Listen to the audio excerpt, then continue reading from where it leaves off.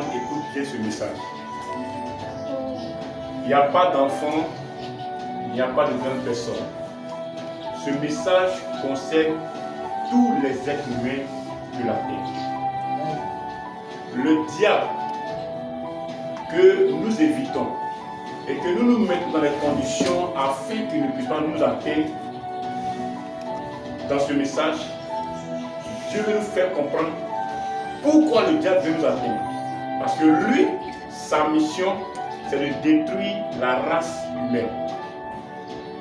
Peut-être d'autres ne savent pas pourquoi l'ennemi est après leur vie. Donc dans ce message, je vais te faire comprendre beaucoup de choses afin que tu prennes ta vie spirituelle au sérieux.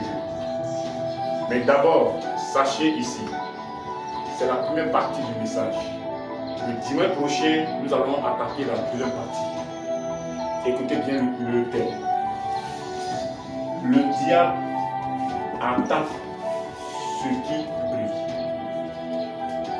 Je reprends. Le diable attaque ce qui brille. Toi, tu penses que tu ne brilles pas. Tu penses que tu n'as pas de la valeur. Donc tu te dis que moi, le diable va faire quoi avec moi? Retenez bien. Toutes les créatures qui ont été créées de la main de Dieu, vous brillez. Et avant même que j'entre dans le message, sachez ceci. Ce matin, du plus petit au plus grand, du bébé au vieillard, quand Dieu t'a envoyé sur la terre, Dieu a posé une parole sur ta vie. Et cette parole-là, elle doit s'accomplir sur cette terre. Et comme le diable sait que cette parole brille sur ta vie, alors il va t'attaquer pour ne pas que cette parole vienne à l'existence. Amen. Alors, comme je le dis, le diable attaque ce qui brille. Alors tu vas répéter après moi. Je brille dans ma génération. Je brille dans ma génération. Je brille dans ma famille. Je brille dans ma famille. Et je brille dans la vie chrétienne. Et je brille dans la vie chrétienne. Au nom de Jésus-Christ. Au nom de Jésus-Christ. Acclamons le Seigneur.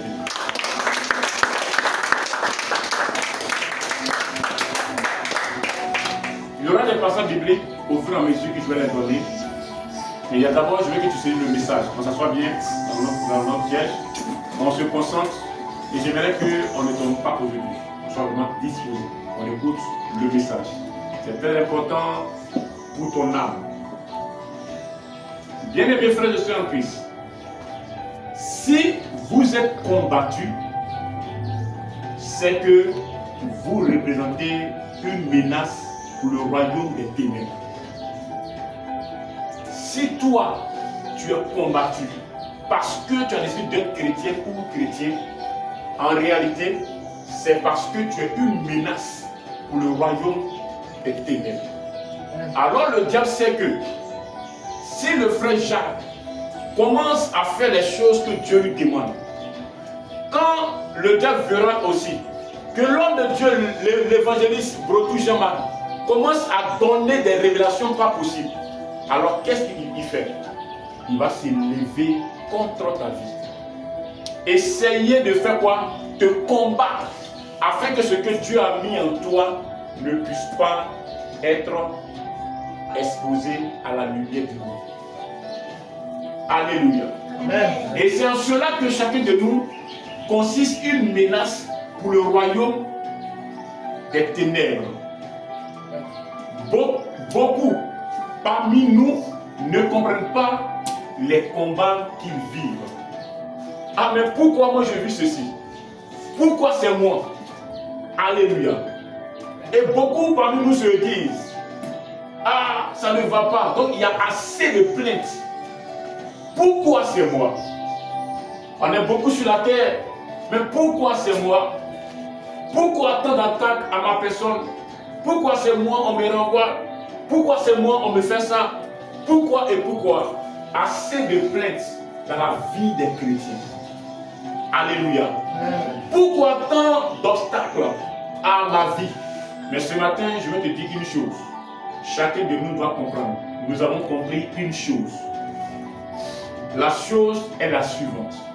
Le diable n'attaque pas ceux qui dorment. Si tu dors, est-ce qu'ils vont t'attaquer? Quand tu dors, est-ce que tu peux prier? Quand tu dors, est-ce que tu peux faire les choses que Dieu t'a demandées? Donc, on te laisse dormir. Dans la vie active, par moment quand on dit va réveiller ton frère ou ta soeur, et puis on entend, on retombe, il fait quoi? Il dort. Le père vous avait dit quoi? Laisse-le dormir. Parce qu'on n'a pas besoin de lui. Lui, il est déjà à part. Mais toi, tu ne dors pas, c'est toi, on t'envoie à faire ses corvées. Amen. Et c'est la même chose dans la vie spirituelle. Le diable nous regarde. Quand il sait que toi, tu dors, dormir, ça veut dire quoi? Ça veut dire que toi, là, il t'a déjà vécu déjà. Il va faire quoi avec ton corps? Il peut garder ses flèches pour attaquer une autre personne. Quand il sait que toi, tu es dans ses mains, tu dors, ça veut dire qu'il est dans ses mains, c'est fini. Il garde ses flèches pour une autre personne qui doit attaquer. Donc le diable attaque ceux qui dorment. Amen, non? Amen. Amen, non? Amen. Le diable n'attaque pas ceux qui dorment. C'est que ceux qui dorment là, il n'attaque pas ça. Tu dors déjà, lui va faire quoi avec toi? Le diable n'attaque pas ce qui est déjà à terre. Ce qui est à terre là, c'est pour lui déjà. Il t'a vaincu, donc tu es à terre. Donc il n'attaque pas ça. Le diable n'attaque pas ce qui lui appartient déjà. Ce qui lui appartient déjà, c'est quoi? Ta manière de vivre ne correspond pas à la parole de Dieu. Donc tu lui appartiens. Ce qu'on dit de faire dans la marche chrétienne, tu ne fais pas. Donc tu lui fais quoi? Appartiens. Mais quand tu commences à faire les choses que ton Dieu a demandé dans la parole de Dieu, tu commences à briller. Alors il fait quoi? Il t'attaque. Écoutez bien. Dans la vie chrétienne, il y a deux types de chrétiens. Avec le temps que j'ai compris, il y a les chrétiens esclaves. Tu es étonné? Et puis il y a les chrétiens de la femme libre. Qui sont les chrétiens esclaves? Le chrétien esclave, c'est celui-là même, son nom est écrit dans le registre de l'église. On connaît ce frère plutôt, ou cette soeur appartient à cette communauté. Mais le frère ou la soeur ne vit pas selon les Écritures. Donc en réalité, le monde dira qu'il est chrétien, mais pour le Seigneur, il est encore esclave. Donc c'est le chrétien esclave. Il est chrétien, mais rien de bon ne vient dans sa vie. Il est chrétien, mais il ne voit, en fait, on ne voit rien de bon qui prospère dans sa vie. C'est un chrétien esclave. Maintenant, le chrétien de la femme libre, c'est qui? C'est celui-là même qui a été affranchi. C'est vrai que son nom est écrit dans le registre de l'église. Mais au-delà de ça, le frère ou la sœur vit selon les Écritures et sa vie correspond au plan de Dieu. Voici le chrétien libre de la femme libre. Alléluia. Amen. Je peux continuer? Amen. Et c'est en cela que la Bible dit, 1 Pierre chapitre 5 verset 8 que nous allons lire, tu vas comprendre quelque chose. Comme j'ai si bien dit, il n'attaque pas ceux qui dorment, il n'attaque pas ceux qui est à terre, et il fait quoi? Il n'attaque pas ce qui lui appartient. Parce que ce qui lui appartient, c'est déjà une victoire pour lui. Maintenant, la Bible nous révèle en 1 Pierre chapitre 5, au verset 8. Je vais demander à l'homme de Dieu qui va nous faire la lecture. Écoutez bien, 1 Pierre chapitre 5, le verset 8. Nous lisons la parole de Dieu avec Écoutez bien. respect. Soyez sobres. Voilà. C'est Pierre qui parle, il dit quoi? Soyez sobres. Allons-y. Soyez sobres, veillez.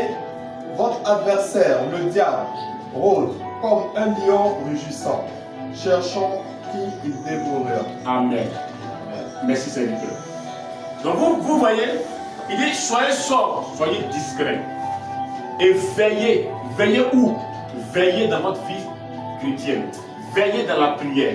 Veillez dans votre marche. Pourquoi il m'a de veiller? Mais si on ne veille pas, on va dormir. Si on ne veille pas, on sera à terre. Si on ne veille pas, on appartient désormais au diable. Donc il dit quoi?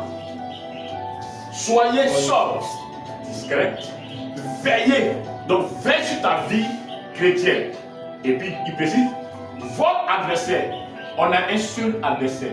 Le seul adversaire, c'est le diable. Le diable rôde, fait qu'il tourne. Comme un lion rugissant, cherchant qui il va dévorer. Donc il cherche qui il va dévorer. Bien-aimé, le diable ne cherche pas les morts spirituels. Le diable ne cherche pas les morts spirituels pour les dévorer. Quand il sait que sur le plan spirituel, tu es mort spirituellement, il va faire quoi avec toi? Il ne cherche pas les morts spirituels pour les dévorer. Alléluia. Amen. Mais plutôt, il va chercher qui? Le diable va chercher ceux qui commencent à se lever. Tu es venu à l'église. Bon, plutôt d'abord, on t'a annoncé Jésus-Christ. Tu as été touché par l'évangile. Tu l'as accepté. Tu donnes pardon à Dieu, que je t'ai pardonné. Tu es attaché à une communauté. Tu viens à l'église. On commence maintenant à te donner l'aliment. C'est que le biberon d'abord, c'est de l'aliment. Les choses pour te faire quoi? Croître. Alors, qu'est-ce que tu fais maintenant? Et puis on te dit, mon ami, ça là, on ne fait plus. Ma soeur, ça là, on ne fait plus. Rapidement, un témoignage. Il y avait l'une de mes filles. Elle était dans le monde. Et sa manière de vivre n'était pas agréable à Dieu. On annonce l'évangile, elle accepte. C'est très bien.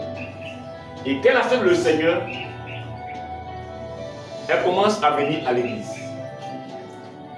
Et c'est là maintenant, elle va me dire, papa, tu sais, c'est vrai que tu me vois comme ça. Je brille. Je loue une grande maison et tout. Mais en réalité, moi je ne travaille pas. C'est un homme marié qui m'entretient. Donc, c'est lui qui prend soin de moi. Je vous pose la question. Est-ce que la Bible demande à ce qu'on sorte avec les hommes mariés? Non. Donc, je suis obligé de lui dire la vérité. Je lui dis, ah, ma soeur, c'est vrai. Mais Jésus, quand tu l'as choisi, il est avec toi, il va prendre soin de toi.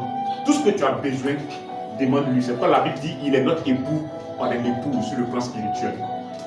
Donc, commence à vivre ainsi. Et la soeur dit, ok, elle a accepté, elle a commencé à marcher comme la parole de Dieu lui a dit, par les conseils des hommes de Dieu. Écoutez bien, elle fait 1 mois, 2 mois, 3 mois. C'est là que tout commence maintenant. Parce qu'en 3 mois, on se dit que maintenant, tu es dedans. Et c'est là maintenant l'homme dit, comme tu ne veux plus faire les choses comme avant, donne ma clé. Comme tu ne veux plus venir dormir avec moi, ton argent de poche, il n'y en a plus. Comme tu ne veux pas faire ça, à partir d'aujourd'hui, tu ne m'appelles plus. Or, elle ne pleurait pas encore. De vous à moi, qu'est-ce qui va se passer? Elle va commencer à culpabiliser. Elle va commencer à se dire, est-ce qu'il a fait de Jésus à ses bons bien de retourner? C'est quoi je lui dis? Le diable cherche ceux qui commencent à se lever. Quand tu commences à te lever, il n'est pas pressé pour toi. Il sait ce que tu as besoin et ce que tu avais avant. Et quand tu commences à dire, oh, je suis prêt pour Jésus, oh, il te laisse. 3 mois, il commence à couper les vifs. Il commence à couper les choses que tu as besoin. Maintenant, tu as arrêté. C'est là. Christ doit savoir si tu lui appartiens ou tu ne lui appartiens pas. Il y avait un autre fils. Lui, il travaillait dans une grande boîte. Et il avait besoin. On parle du Seigneur. Puis un jour, il a accepté le Seigneur. Or, dans sa vie, comment il vivait? Lui, il a la capacité de gérer la comptabilité. Donc, il faisait ce qu'on appelait des surfacturations pour pouvoir arrondir ses mois. Il vient à Jésus. On lui dit, désormais, il n'y a plus de surfacturation. Donc, il doit vivre correctement avec quoi? Son salaire. Et il va à la maison maintenant. Comme il n'y a plus les surfacturations, sa femme lui fait la guerre. Il n'y a pas d'allumette, il n'y a pas de gaz, il n'y a pas ça. Donc du coup, il commence à stresser. Donc il se pose la question, je continue avec la suivante relation où je suis Jésus-Christ. Donc ça veut dire qu'il commence à s'élever dans le Seigneur et le diable rôde, dis-toi, je vais t'allumer. Alléluia. Amen. Le message est intéressant, non? Alléluia. Donc le diable rôde. Il cherche qui? Ceux qui veulent se lever dans la foi. Ceux qui veulent s'attacher à Jésus. D'abord, à ces ceux-là, il commence d'abord à les frapper. Ce matin, je prie pour ta vie, pour ton âme, que toute attaque faite par le diable afin de t'amener à désister soit annulée au nom de Jésus-Christ. Amen. Je continue mon message. Si vous êtes combattu, chrétien, c'est que vous brillez sur le plan spirituel. Quand tu es attaqué, c'est parce que tu brilles sur le plan spirituel. Mais si tu n'es pas combattu, c'est que tu ne brilles pas. Comme je l'ai dit bien, je l'ai si bien dit plus tôt, le diable n'attaque pas ceux qui dorment. Alléluia. Regardez un peu la vie de Joseph dans la Bible. Regardez un peu cette vie que Joseph a eue. Avant la gloire, Joseph a eu la trahison. On a vu ici l'histoire de Joseph, non? Joseph qui a commencé à prier et dans ses sommeils, Dieu donne des songes. Et Joseph a porté à la connaissance de son père, de sa mère et de ses frères. Mais regardez la suite. Ses frères ont commencé à le combattre. Écoutez bien. Vous êtes dans une famille, on vous combattra. On va te combattre dans ta famille. Parce que quoi? Pour toi, tu penses que les personnes ne t'aiment pas. Mais dans le plan de Dieu, Dieu sait pourquoi ils te combattent. Soit d'autres vont te combattre, eux ne savent pas pourquoi ils te combattent. Mais comme le diable sait qu'ils ne sont pas disposés, donc il les utilise à te combattre. Écoutez bien, je vais quelque part. Joseph est dans la famille. Il a une bonne nouvelle.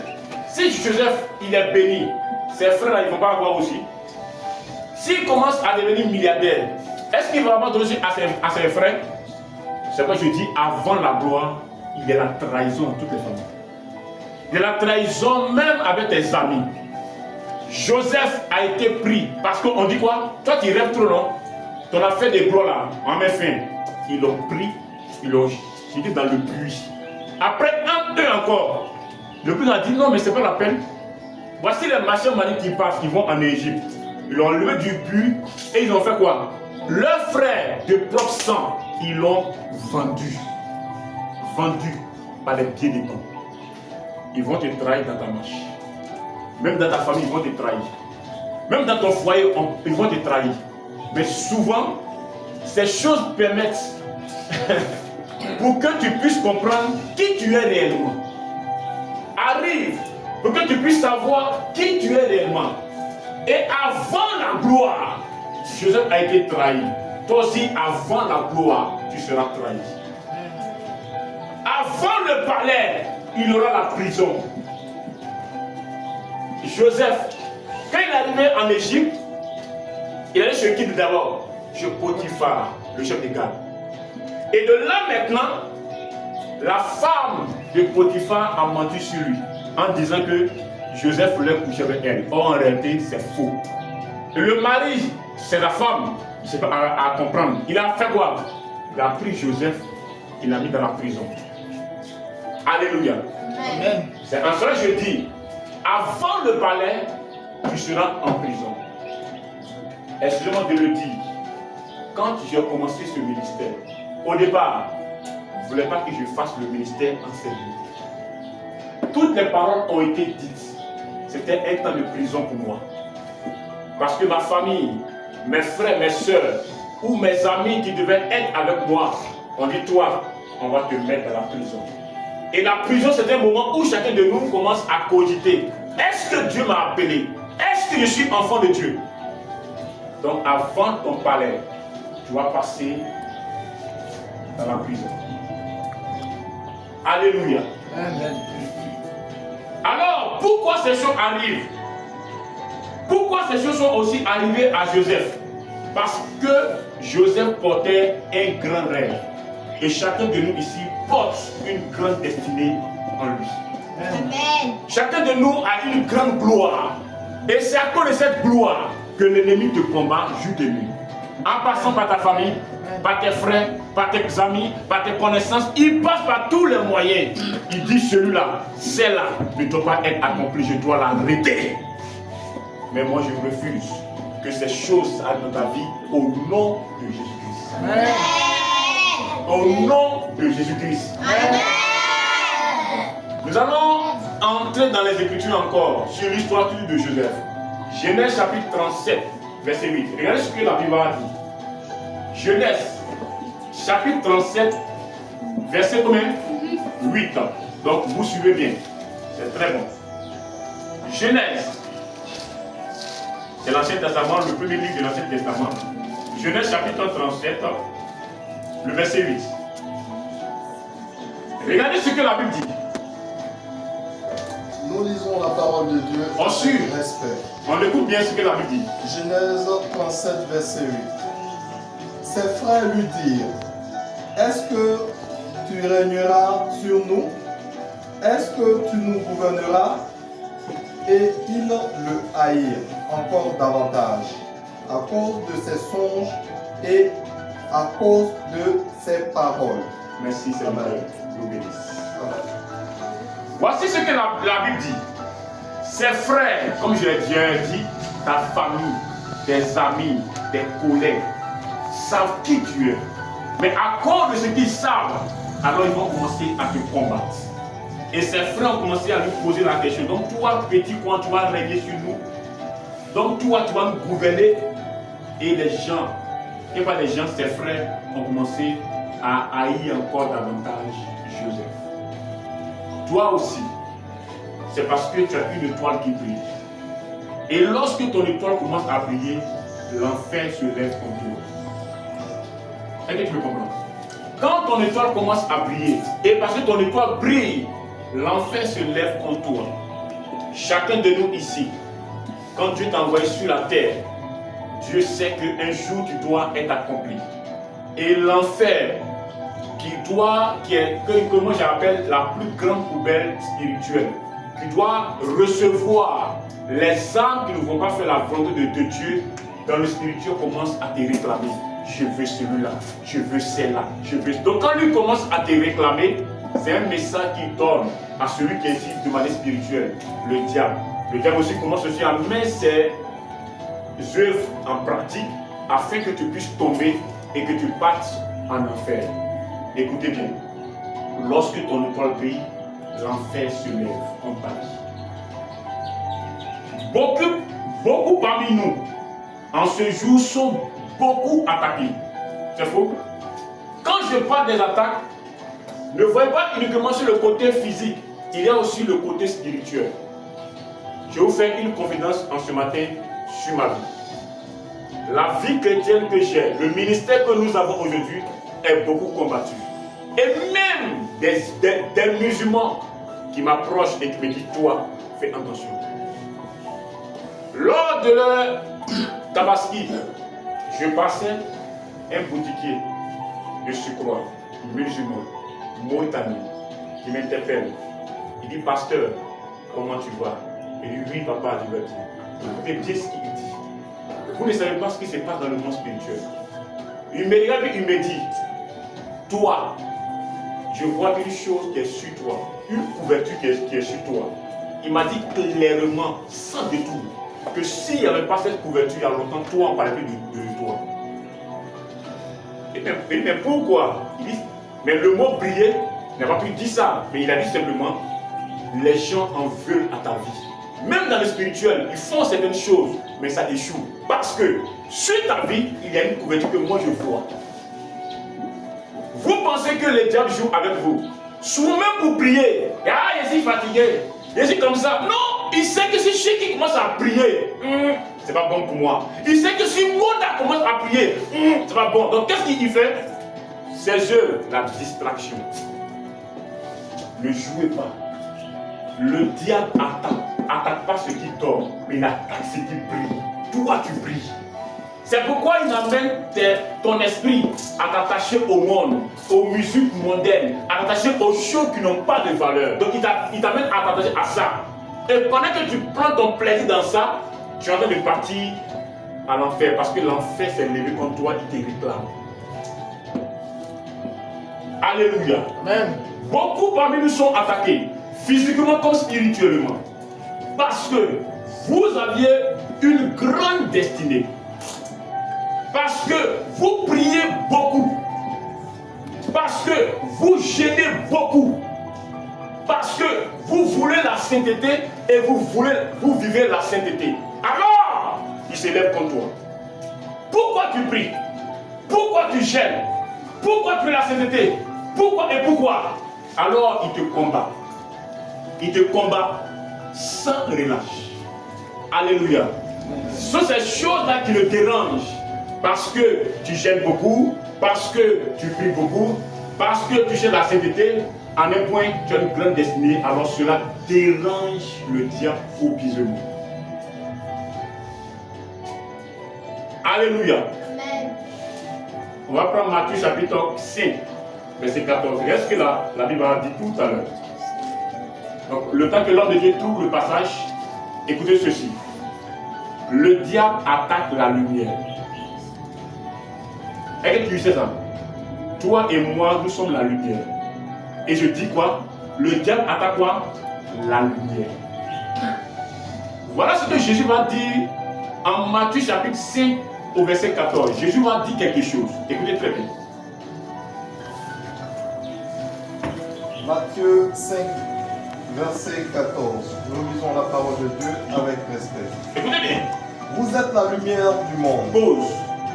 On y va? Vous êtes la lumière du monde. On parle de qui? On parle de vous et moi. Donc on parle de toi et moi. On dit, on me le répéter s'il vous plaît. Vous êtes la lumière du monde. Vous êtes la lumière du monde. Mais tout à l'heure j'ai dit quoi? Le diable attaque quoi? La lumière. Donc c'est toi et moi il attaque. Continue, homme de Dieu. Une ville située sur une montagne ne peut être cachée. Amen. Amen. Donc ça veut dire quoi? Je vais prendre un ancien. Là, par moment, quand on coupe l'électricité ici à San Pedro, et puis tu es là, quand tu regardes au niveau du Nitoro, il y a la lumière, non? Est-ce qu'on peut cacher? On le cache. Pourquoi? Parce que là-bas, il y a la lumière, donc tu vois les maisons de là-bas. Mais si on avait coupé aussi l'électricité à Nitoro, est-ce que tu allais voir les maisons de Nitoro? C'est ce que nous sommes. Le monde des ténèbres est dans le noir, et nous, on est placés sur une montagne. Et là-bas, on brille. Donc quand elle voit cette lumière-là, pourquoi? Penny est en haut là-bas, elle brille. Elle va m'entendre. Donc il se révolte contre ta vie. Il attaque ta lumière afin de l'éteindre. Alléluia. Amen. Alléluia. Amen. La lumière dérange le royaume des ténèbres. Quand vous décidez de changer de vie, les attaques commencent. Remarquez, parmi nous ici, il y a des gens qui ont décidé de changer de vie. Moi, je ne fume plus. Moi, je ne bois plus. Moi, je ne suis plus femme. Moi, je ne mens plus. Moi, je ne fais plus bien en sauce. Moi, je ne fais plus ceci. Depuis ce jour que tu as pris cette décision, ce jour-là aussi, le diable aussi a commencé à faire quoi? À attaquer la décision que tu as prise. Et par moment, on entend, hé pasteur, il a fait tout, il ne fait pas où. Le pasteur ne peut rien faire.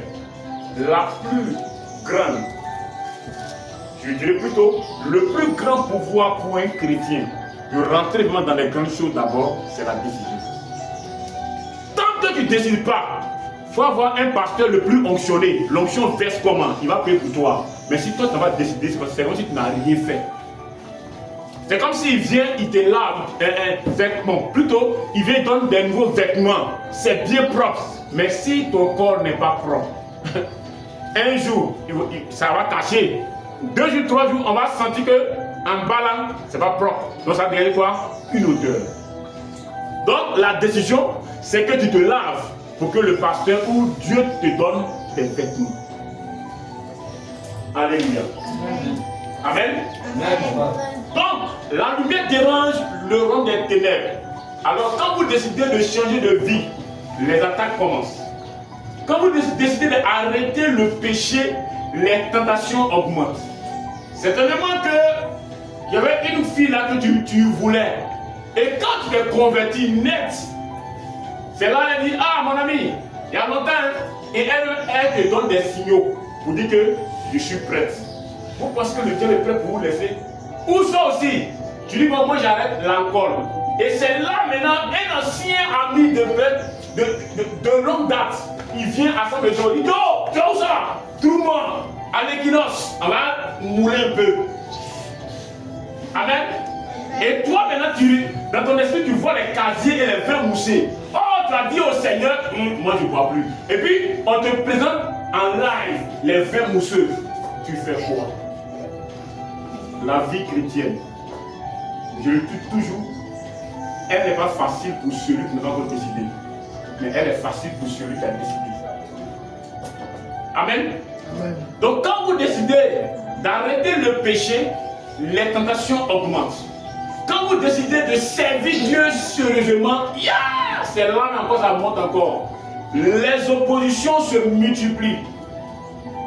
Les oppositions, ce sont des actions que tes frères, ton entourage posent pour t'emmener à être déconnecté de Dieu. Parce que tu veux servir Dieu. Un exemple simple. Le matin, tu viens à l'église. Tu as placé les chaises, tu as tout essuyé. Et pendant que tu le faisais, ta soeur ou ton frère était là. Dès que tu as fini, tu dis, bon, je prends mon seau, je vais me laver. En même temps, ton frère ou ta soeur dit, oh, je vais aller cueillir des fleurs. Ou je vais aller arroser le jardin. Ce sont des expressions pour dire, je vais dans la douche. Ou je vais dans les toilettes. Donc, je vais cueillir des fleurs. Ou je vais arroser le jardin. C'est-à-dire, ah, moi, mon mot me fait mal au. Je vais cueillir des fleurs. Ou moi, je vais uriner au. Il m'en va là-bas. Ah, toi, tu es en retard. Donc, le diable met des oppositions. Donc, du coup, si tu n'es pas patient, tu commences à faire quoi? Ah bon, pourquoi? C'est moi, viens, c'est moi. Parce que quoi? Tu veux aller te laver. La main aussi t'empêche. Alléluia. Là, c'est une opposition. Alléluia. Il y a tellement d'oppositions qui s'opposent à tout enfant de Dieu qui prend la décision de servir Dieu correctement. Quand tu commences net, il y aura toujours une opposition. Alléluia. Et les oppositions sont physiques comme spirituelles. On peut les trouver bizarres, on peut les trouver orgueilleux, on peut les trouver tout ce qui peut exister, on peut t'attribuer ça. Parce que tu as décidé de servir Dieu sincèrement. Donc, l'ennemi va envoyer des personnes de ta famille ou de ton entourage pour s'opposer au service que tu as donné à Dieu. Amen. Alléluia. Amen. Et pourquoi ces choses arrivent? Parce que vous représentez une menace pour le royaume des ténèbres. C'est pourquoi ils s'opposent quand vous voulez servir Dieu. Alléluia. Amen. Je vais continuer. Amen. Maintenant, j'ai parlé dans la dimension où tu es une lumière, tu brilles et l'ennemi vient t'attaquer afin de t'éteindre. Alléluia. Ça, c'est la première dimension. Maintenant, écoute bien ce que je vais te dire. Mais faites très attention. Ce n'est pas toute attaque qui est un signe de gloire. Comme je suis attaqué, c'est un signe de gloire. Ce n'est pas toutes les attaques qui sont des signes de gloire. Je vais maintenant te développer ça. Soyons honnêtes. Certaines attaques viennent de nos propres désobéissances. Il y a des attaques que tu reçois ou tu es combattu, ça vient de ta désobéissance. On dit on ne fait pas ça, selon la parole de Dieu. Il faut faire ça, tu ne fais pas ça. Quand tu désobéis, tout ce que tu vas recevoir, tu vas penser que c'est Dieu qui est avec toi et c'est pourquoi le diable t'attaque. Non, là ce n'est pas Dieu. Et puis encore pire, ce n'est même pas le diable même. C'est toi, ta désobéissance, qui t'amène à être dans cette position. Donc sachez faire la part des choses ou sachez discerner. Parce que tu brilles, le diable t'attaque. Dieu te protège. Et puis il y a là aussi où toi-même, tes actions, où toi-même, tu tombes dans la désobéissance parce que tu refuses de faire ce que Dieu te demande de faire. Alors, tu vas recevoir des sérieuses attaques. Et là, ce n'est pas avec le diable, c'est toi-même qui es mis dans cette attaque-là. Alléluia. Amen. Amen, non? Donc, certaines attaques viennent par nos propres désobéissances. Certaines portes dans nos vies sont ouvertes par nos actions. Si vous êtes combattu parce que vous vivez dans le péché, ce n'est pas la gloire. Tu vis dans le péché et tu dis non, c'est que c'est la gloire. C'est faux, c'est pas la gloire. C'est toi-même ta gloire. C'est la gloire des humains. C'est pas Dieu. Parce qu'une personne, écoutez bien, une personne qui vit dans le péché, comment le diable va l'attaquer? J'ai bien dit qu'il n'attaque pas ceux qui tordent. Mais si tu marches selon le Seigneur, s'il t'attaque, alors il y a une raison pour ça. Parce que tu brises, c'est quoi qui t'attaque. Mais tu vis dans le péché. Elle dit, le diable m'attaque. Bon, là, il ne sait pas qui t'attaque maintenant. Alléluia. Amen. Alléluia. Amen. Donc, lorsque vous vivez dans le péché, ce n'est pas une gloire, c'est ce qu'on appelle l'indiscipline spirituelle. Tu n'es pas discipliné sur le plan, donc c'est l'indiscipline spirituelle. Alléluia. Mais si vous êtes combattu parce que vous refusez le péché, alors réjouissez-vous. Si tu vis en dehors du péché et que tu vis selon la parole de Dieu, que tu es combattu, alors réjouis-toi. Mais si ce n'est pas en dehors du péché que tu es combattu, alors sache que c'est l'indiscipline spirituelle. Alléluia. Amen. Que Dieu te bénisse. Amen. Que Dieu te bénisse. Amen. Alors nous finissons avec le dernier point de notre première partie de notre message. C'est là que je vais m'arrêter. Beaucoup parmi nous, nous voulons prier sans être combattus. C'est faux? Il y a des gens qui veulent que Dieu les bénisse, mais ils ne veulent pas finir d'effort. Il y a des gens qui veulent que Dieu doit être un magicien, et puis tout change. C'est faux. C'est quoi je dis? Beaucoup parmi nous veulent briller sans être combattus. Regardez un peu l'histoire de Jésus. Jésus, même pour venir sur la terre, son combat a commencé, mais plus que nous. Le jour où il est venu dans ce monde où on est accouché là, c'est où l'on a accouché? Non, il n'y a pas la question, c'est où l'on a accouché? Dans la porcherie. C'est la porcherie où les porcs mangent là, où ils dorment là, c'est là où ils ont accouché Jésus. Donc lui, son combat a commencé vite, hein? Ça a vite commencé. Et de là encore, jusqu'à il atteint ses 30 ans pour commencer le ministère, il était combattu. Quand il a commencé le ministère, en 3 ans, ce qu'il a fait, il a été tellement combattu. Et à la fin de son ministère, il n'y a pas un être humain sur la terre qui peut faire ce que Jésus a fait. Impossible. Il est impossible. Aucun homme de Dieu, aucun prophète, peu importe, personne ne peut faire ce que Jésus a fait. On dit quoi? Ils l'ont flagellé. Quand on le frappe, sa peau quitte. On dit sa face. Quand la Bible, on ne le reconnaît plus. Tout son visage est bousillé, on ne voit plus rien. Sa chair s'enlevait. Parce que quoi? Il devait faire le salut pour toi et pour moi. Donc lui, c'était son combat qui était là. Et le jour, il priait dans l'un des jardins des oliviers. Il a prié toute la nuit. Et son père lui révèle le combat qu'il va vivre. Il a dit quoi? Père, Bishop. Père, ôte de moi 7 coups. Non pas que ce soit ma volonté, mais que ce soit ta volonté. Il a vu ce qu'ils vont lui faire. On va le prendre. Ce n'est pas les points que vous connaissez, on va à la boutique du Saint-Brian. Les anciennes pointes. Quand tu vois la pointe, maintenant ton cœur est mort. On le prend et puis on le met à la croix. Go, go, pour ceux qui, go, go, pour mon âme. En fait, chaque clou avait un nom. Vous ne savez pas, chaque clou avait un nom.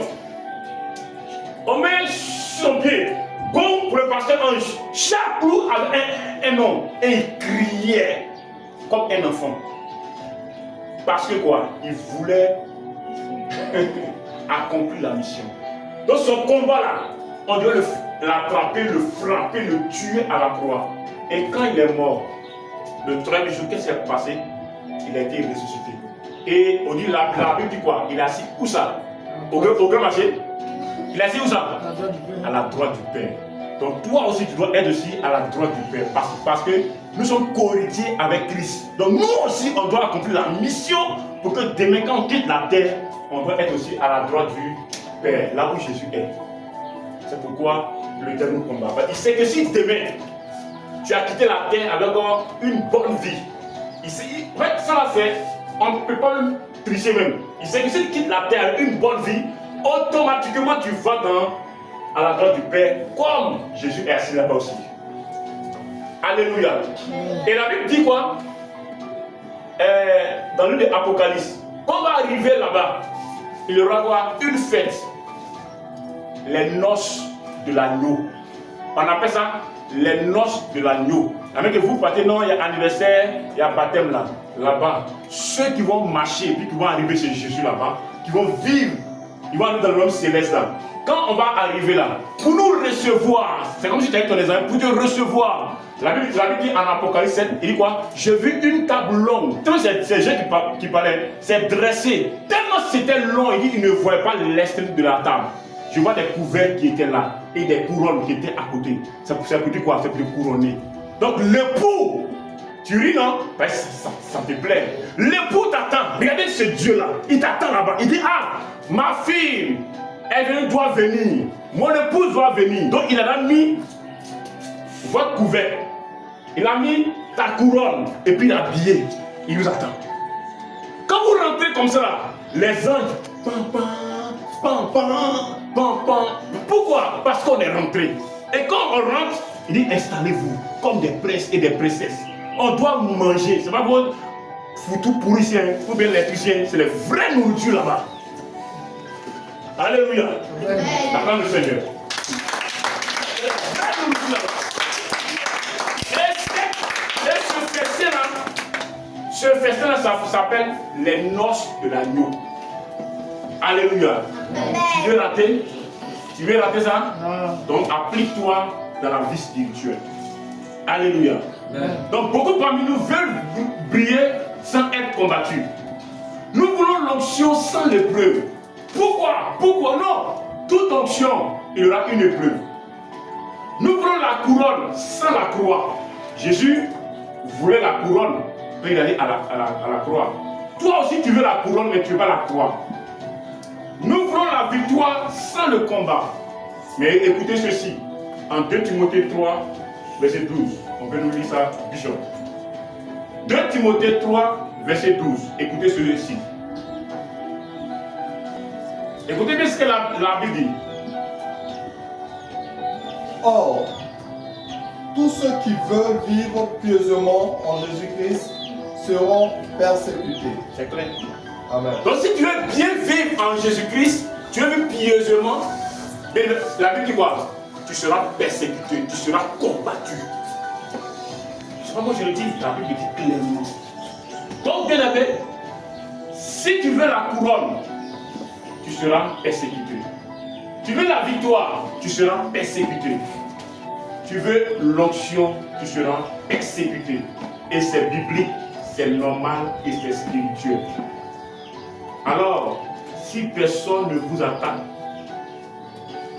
spirituellement, posez-vous des questions.